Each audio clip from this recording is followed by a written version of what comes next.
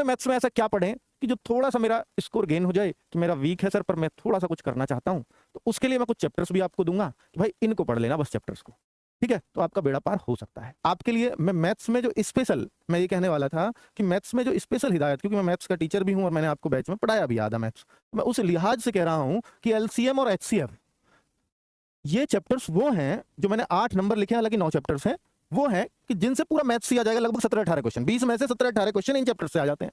आप क्या सर ये पूरा मैथ्स ही तो लिख रखा है आपने, छोड़ा ही क्या? भाई बहुत कुछ छोड़ दिया, पूरे मैथ्स में केवल 8-9 चैप्टर नहीं है।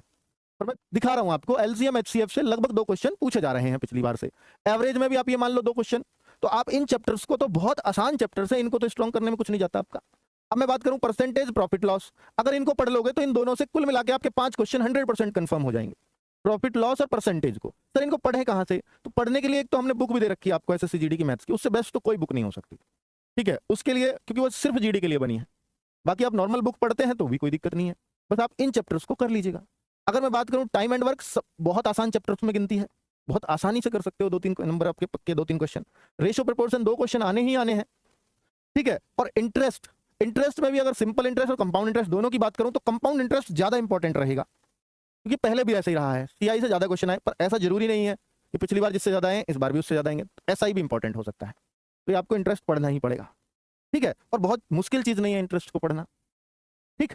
तो आगे बच्चों टाइम स्पीड एंड मेंसुरेशन, अब ये 2 अलग अलग चैप्टर लिखे हैं मैंने, ये दोनों ही बच्चों के वीक होते हैं भाई, ये चीजों को बच्चा हिम्मत कर लेता है, वीक बच्चा भी इनमें हिम्मत कर लेता है कि इनको मैं कर सकता हूं, लेकिन इसको वीक बच्चा हिम्मत नहीं कर पाता बच्चों।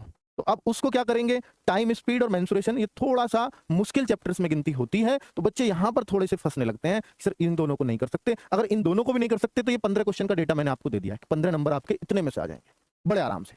अगर आपको दोनों 2-3 हिस्से प्रश्न आते हैं, 2-3 ही हिस्से आते हैं, अगर इनमें से एक भी कर लो तो भी आपके 17 क्वेश्चन का डेटा पता चल जाएगा आपको, इनमें से कोई सा एक चैप्टर पे भी अगर जो आपका स्ट्रॉन्ग हो, ना करो तो भी 15 क्वेश्चन का आपको मैंने बता दिया, ऐसे जुगाड़ लगा सकते हो। तो अगर आप लास्ट टाइम में पढ़ना ही है मैथ्स को तो इन चैप्टर्स को जरूर पढ़ लेना।